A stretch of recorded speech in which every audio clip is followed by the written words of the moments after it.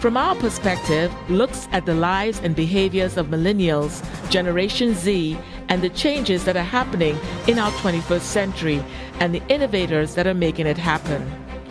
We will explore trends, technology, music, fashion, social media, business, science, the arts, faith, and lifestyle. So come join us on Comcast, Verizon, and online.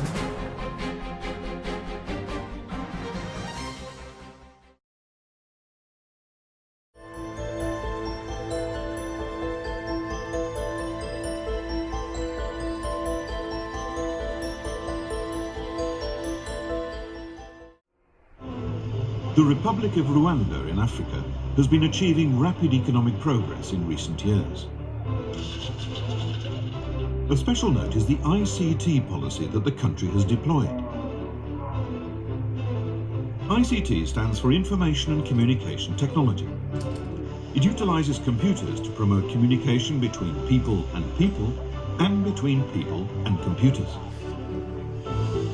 Paula Ingabire leads the implementation of the policy.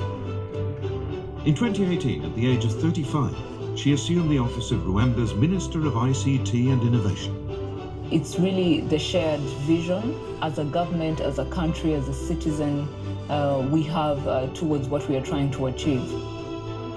What kind of future will ICT bring to Rwanda? Paula will tell us. Let's start with the mission of the Ministry of ICT and Innovation. I think we would look at it in threefold. One is to oversee development of the ICT sector, which is Information, Communication and Technology sector.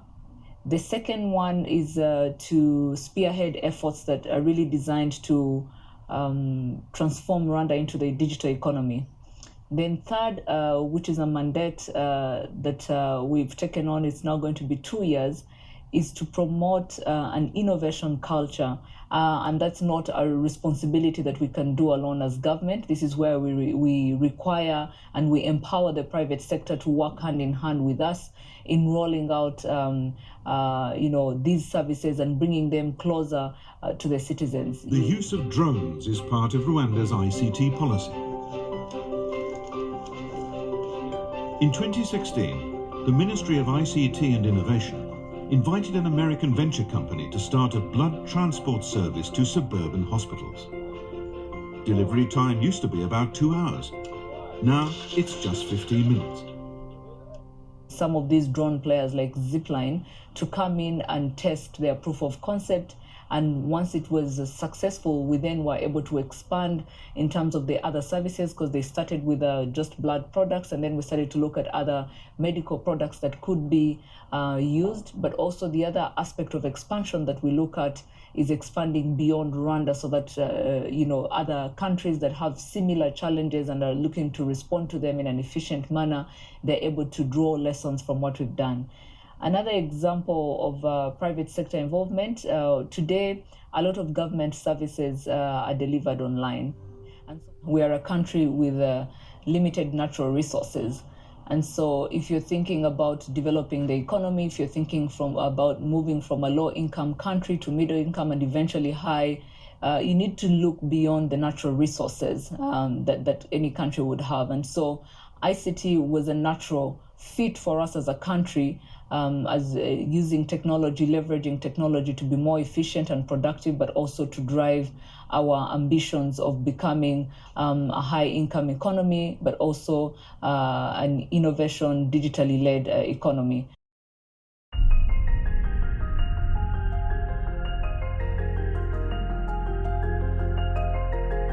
What are your thoughts? I'm going to start with Mrs. Taitt. Once again, I can just only say, wow, as I look at Rwanda and the development there, and of course, being familiar with their history. And, Liberia had a history, Liberia had a similar history of war, civil war. Yes, they did for many years. And that civil war, of course, took them back. but I don't think that Liberia has recovered at the rate that Rwanda has recovered. And so I'm looking at the clip and I'm seeing the paved roads and the modern buildings, and you just don't see that in Monrovia, the capital. You just don't see that at all. And so that's very. Yeah, I have a question, not to interrupt, but I have a question. What do you think the reason is, though? Because both of them, is it leadership? Is it because Rwanda is saying that they don't have natural resources as well? And so the minister's take is that we don't have natural resources, so we better find a means of getting our citizens up to speed, and they're using IT as a means of doing that. And her 3-point approach is that, we understand that as one. We understand that we need to collaborate with private sector to do that, which they have done successfully. They saw the needs of the main areas, be it medical and educational. They also saw it too in the mobile phone, developing their own mobile phone with another company, so local to Rwanda. And then, as I said, the telemedicine portion. So I'm wondering, I don't know about Liberia, if the government has taken that same approach, but do you think that's the reason? That may be a factor? I think that's a tremendous factor because if you remember, Liberia was one of the places with the first woman president, Mrs. Ellen Sirleaf. And she's an American trained economist, so she certainly has the credentials to take the country forward. But unfortunately, I believe she was challenged with so many basic problems yet still to fix before she could even begin to go beyond that. And then the current leader is a prior soccer player, so a prior football player, athlete, who's now become a politician. And his thinking is more in terms of, again, developing the country so that they can be in a position to move to some of these areas that you see Rwanda has already shaped. And, like, for example, I noticed that they talked about the partnership on drones. That's something that's been a part of our vision at the JET School, is to begin to train our children in some of the sort of non-orthodox occupations. And drones is becoming a big deal. And see, in fact, I believe it was CNN or one of the large networks did a full expose on how drones were being used to provide medical products to, just like you saw in Rwanda. And I have business colleagues who are drone pilots. So even in America, people are understanding the value and the benefit of drone and understanding them and taking classes and becoming drone pilots. So that's something that could be of benefit to our children at the JET School, in addition to other occupations. Like, for example, the unemployment rate in Liberia is so very, very high. And part of the reason why it's high is because of, first of all, the school system has to be continually built up. It's not quite as developed as a nation as some other places are. And then the infrastructure itself, when you don't have water, and by water, I mean clean drinking water, when you don't have a way to sanitize sewage and all that sort of stuff, like wastewater treatment plants, when you don't have roads that extend beyond just the very center of the city, and they're not reliable roads, what you do have. And then when you don't have things like sanitation systems, postal systems, Liberia doesn't have a postal system. So in other words, I can't send a letter to somebody who lives on 123 Main Street because there are very few street signs and there's no postal coding. And so therefore, those kinds of things really inhibit the ability of the leaders to progress forward. So I'm very hopeful that if infrastructure can really begin to become a priority and can become accomplished, that some of these other things can then have an open door, like learning about drones and trade school education, which is another thing we're trying to also push in Liberia, teaching people how to become electricians and plumbers and welders and chefs, and teaching them how to be beauticians and carpenters and, all those kinds of things. That's something that it looks like Rwanda has already mastered that, for example. They've already got people who are electricians. I'm looking at the buildings. They've already got people who've mastered welding and building and all of that. And not so much in Liberia that I'm aware of. So those are the kinds of things I saw when I looked at that clip, and I just realized the desperate need in Liberia for infrastructure. And I believe if they could do that, they could really take off. Because one of the things also too is domestic violence, sexual abuse at the home, things like that. And Julie, you also can now go to Liberia, where you can talk about your school and when it was started, how many students you had when you started and how many students you have now. And we will put inserts of the pictures as you are talking as to your school and how many years now, and also the issues of what's happening in reference to the home, the culture. Yes. Absolutely, I'd be happy to talk about those issues with you. Liberia is facing many challenges, and they're not all just economic. As you mentioned, some are cultural challenges. And particularly, I'm talking about things like child marriage is certainly an issue in Liberia. What generally is the age? Around 9 years old, 9 or 10 years old. 9? There are girls being married to older men as young as 9 and 10 years old. And as a result, they're bearing children at 9 and 10 years old as someone's wife. So that has been a problem. Of course, child pregnancy is also an issue, not even just as a wife, but young girls. We had a young girl who was in our scholarship program. We have a scholarship program for girls because we're really focusing on these issues like child bride, trafficking, child marriage, child rape, those kinds of things. And of course, girls are usually the ones who are, bearing that. And we have a scholarship for those girls who will basically dedicate themselves to their schoolwork, not get involved in these activities. Right. And their tuition is paid for the entire year. Everything is paid. We have an outside group that has agreed to do that, to encourage young girls to go to school. And even with that, we had one of our young girls a year ago who became pregnant at I think 12 or 13 years old. And so these are the kinds of things we're really wrestling against culturally. And, with regard to the government and what they tried to do, when Mrs. L, President Sirleaf came in, one of her initiatives was rape. She was definitely trying to influence the rape culture in Liberia, but there are many other countries around the world where rape is also an issue. But that was definitely one of her primary initiatives.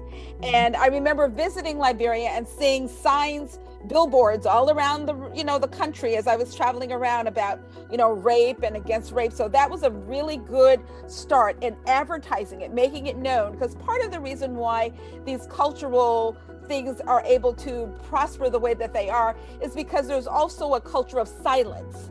You don't talk about any of these things. You don't mention any of these things. You don't, if you say something, your family will be threatened and what have you. And I've actually seen that firsthand, where people have received threats for trying to expose, cultural practices that they felt were harmful. And so those are the kinds of things we're working with as a backdrop in Liberia. But also, just even with regard to the COVID, let me shift to that a little bit. The country as a whole, as a result, in response to the COVID, they, just like everyone else, had to shut down. But the challenge that they face in Liberia is that the average salary per day, not for somebody working for the government or for the U.S. Embassy or something like that, or other country embassies, but the average citizen makes between $3 and $5 a day. That is their salary. And so when they were not able to even make that, it really, really put a tremendous financial hardship on that country. And so in response to that, and of course on the school system as well. And so the Liberian government was not able to issue laptops to children, and they were not able to issue, other kinds of technology support. So what they did do was they started having classes via radio, which was very innovative, I thought. And they had different grades that were held on different days, but the children were still able to at least maintain some level of continuum with their education, and they didn't just totally fall out of the educational process during the COVID. And so they've also moved now to state required curriculums and standardized testing. And these were things that were never really, necessarily broadly, I would say, manifested across the country. But now, as a result of that, they've started doing that. And, even in our individual school, we are a private school, and we're trying to do some things as well. And of course, we still are under the authority of the national requirements. So we do fulfill the national requirements, of course, but we're also trying to do other things to socialize the children in a different way. And one of the things we're trying to do is we have a small internet cafe. And when I say small, we have about maybe 10 laptops. They're run by generator because there is no stable power system, as I shared with you. There's no power grid. So therefore, power is very sporadic. It's not constant. And they're just starting to get to a point now nationwide where they're laying power lines again. Okay. And some of the rappers like Akon, for example, one of the popular rapper singers, came and he did a program there in Liberia to encourage power and lighting. And so those people have come, and it's been a tremendous help. But we're running these laptops by generators. And what we're doing is we are also in very close proximity to one of the branches of the University of Liberia. And so we are enticing students from the university to come and mingle with our students, to teach them new things, to learn new things themselves. Right. And hopefully the internet can benefit both sides, the university crowd and the crowd at our school. Now, you mentioned that we were an elementary school, but we actually, we're 7 years old this year. And in the last 7 years, we've now gone to 12th grade. So we're full range now, which is why we're starting to focus on some of these career development issues that we never really had to deal with as an elementary school before. And so we're looking at, ways to develop things like incubators, business incubators. There are a lot of creative people in Liberia who want to do better, who want a different opportunity. And so there are people who develop businesses, it's their business, where they come into an area and they set up a big building or any size building really, and they have internet booths in there. And these people who run the business also become like a mentor, and they sign you on for a contract for a year or 2 years. And they train you and teach you how to take your business from the ideology stage to manifestation. And so they teach you about supply chain and supply line distribution, and about inventory, and about business projections and business planning and economic forecasts and all of that sort of stuff. And so we're really trying to entice people to come to at least begin to work with our school, if not the whole country, and having business incubators. And then another thing that we're also thinking about is we're thinking about the medical field. Now, we know all over the world, there are two things that everybody's got to do. You've got to eat, and you've got to have some sort of medical. There's got to be somebody to help, even if it's a midwife or mid-nurse when you're born, to help you, and then hopefully someone to help you sustain your life in a healthy way throughout your years. So we are looking to also put a medical facility on our land. We have a campus we're building. And right now we have a school, we have a building for the elementary. We have so many small children. We have a K1, 2, and 3 for the younger ones. And then we now have a building for the other ones who go through 1 through 12. And then we also have another facility that's like a library resource center. And so we're trying. If you could interject to say, when you started at 7 years prior, how many students did you have? 30. And how many do you have now? Almost 500. Yeah, almost 500. Yes. Wow. Yeah, so we've grown tremendously, and it's been because there was a need. Because there's the need, and it's in a very rural, underserved community, and everybody understands the value of education. Everyone, whether you have it or not yourself.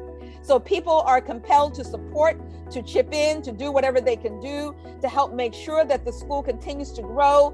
We just put fencing around the school not too long ago.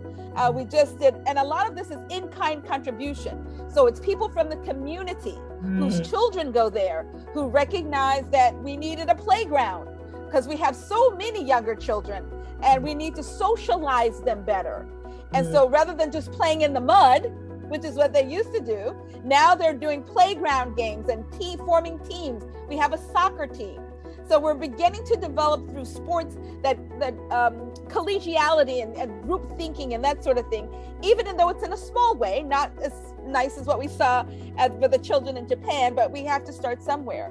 And then, also one of the things that's happened is we've hired a lot of teachers from the local branch of the University of Liberia to come and be teachers in our school. So we're providing career opportunities as well for people who are coming out as graduates. And then with regard to the medical facility that I mentioned that we want to build, we have also been in conversation with people from 2 or 3 medical colleges in the United States. Right now, the people that we're in communication with are from HBCU colleges. And what they are interested in doing is sending their nurses, their doctor students to come an internship in Liberia, because it's nothing like being on the ground learning tropical medicine and those kinds of things. Like, the whole Ebola situation was devastating in Liberia. And they did not really have the ability to take a hold of that thing before it became a full epidemic for their country and killed many, many people. And so we've been in touch with nursing, medical school students and schools here at some point to begin to develop partnerships where they can come and go, learn all those kinds of things. And in connection with that, we also want to build a housing unit so that because right now Liberia has maybe 3 American style hotels that American students would feel comfortable staying in. And so therefore we want to build a housing facility so that we have our own hotel, our own housing unit for people who are planning to come and interface with us. And we also want to bring teachers and partners from other countries who can bring innovative educational ideas. Like I've just heard my sisters talking about in Trinidad and Tobago. Some of the things you guys are instituting, we would love to have you come and share with us in Liberia. And so we would love to have you come during your summer months, for example, in Trinidad, your summer break, to come for 3 or 4 weeks and do workshops and do lessons with our teachers. Because one of the things we're learning is about the significance of English as a currency, as a world currency. And unfortunately, the people that are, in our community anyway, in Liberia, they're English speakers, native English speakers, but the dialect is such that it's very, very challenging for people who are not locally trained to understand their English. And so we are also planning an English excellence program so that our students can do have the ability to talk locally with their home and their family like everybody does, but then be able to switch and begin to talk in an English that will make them more marketable on a global marketplace. And so the other area we're also working in is agriculture. We have about a 3 or 4 acre patch of land that belongs to the school that doesn't have any buildings on it. And during the COVID, one of the things we did to help forestall the potential for wide-scale hunger, at least amongst our school community, is we started growing crops on that land. And of course, Liberia is a very rainy capital. And the crops that were raised, the families were allowed to partake of it, who were a part of the school community, and they were able to sell part of it for income. And as well, it taught the children of all ages about agricultural processes and, the whole enterprise of agricultural development, and then selling and, utilizing your own crops. So we're really trying to branch out into several different areas. We've got such a big vision. And I know it's just like anything else. Everybody would do more with more money. So I'm sure my sisters in Trinidad and Tobago would say the same thing, that if we had more resources, if we had more money, we certainly would do more. But those are just a few of the things that we're thinking about right now. I'm so hopeful for the future of Liberia because the people there are hopeful and they want and they're willing. And they just need someone to come and stimulate or to support what they have already had in their hearts for many, many years to do. Right. Yes. And so, and I'll tell you something else that's really hopeful in Liberia. There are a group of women, I believe they're called the White Hats. And this is kind of interjecting a little bit of a Christian entity in our conversation. But these are elderly retired women, like the sister we have on the phone. On the call, the meeting today. This is Bernadette. This is Bernadette, Redhead. Mrs. Bernadette Redhead. And these are retired women who worked in professions, who sit under a tent on the main road in Liberia, the main drag that runs in and out of town. These women man this tent 24 hours, 7 days a week. And all they do is pray for Liberia. They have no other job. And they rotate around the clock. They're on shifts. And I don't care what time of day or night you pass down this road, you will see women praying for their country. So that is what I mean about hope, and hope springs eternal, and hope is very much alive in Liberia. And I think this is a good place where we can really end this conversation on such a positive note. Thank you so much for your insight. I mean, it's tremendous, because I know when you started this, I didn't realize it was 7 years. I know when you started it, but it's amazing that God told you to do this and you went ahead and did it. And there was a need from 30 to 500 students. Yes. And not only that, it's not just the students, the 500, it's the families that those 500 are coming from. So you really affecting a whole community other than just the students. And then even the ripple effect from that, from the families moving forward, etc. So I'm so grateful. Thank you so much, Mrs. Julie Taitt. Thank you so much, Miss Ifeula Redhead. Thank you so much, Mrs. Bernadette Massiah-Redhead. It is a pleasure, ladies. I totally enjoy this time. I hope that you also found it interesting, enlightening. Also giving us this collaboration, really giving us even more insight as to how we can move forward. Having these sort of conversations with individuals who have the like-mindedness to develop and help our young people move to their fullest potential. So thank you again, and we're wishing all the best to everyone and the programs that they are representing. Thank you so much, Carlene, for the opportunity. And if I could just squeeze in before we close, if anybody would like to learn more about what we're doing, you're free to go to our website, which is JET, which stands for the Julie Edward Taitt -ELS, which stands for Education Launching Success. And we're under .com and .org. So I'll say it again, JET-ELS.com and .org. So please look us up, see what we're doing, cheer us on. We would be share your ideas with us. And definitely we will have that also scrolled across while you were on the screen as well. So the audience, both the US audience and everyone else who is on the social media will be able to see that. Is anybody wants to give a representative or from Trinidad and Tobago, anything that you want for us, our US audience, to be highlighted on, we can also put that in place as well. And I could definitely add that to the conversation and have it on screen. So thanks again, ladies. Thank you for having us. It's a pleasure. Thank you. It was nice meeting you, Ms. Taitt, and may God bless you, and you will grow in all that you're doing for the people of Liberia.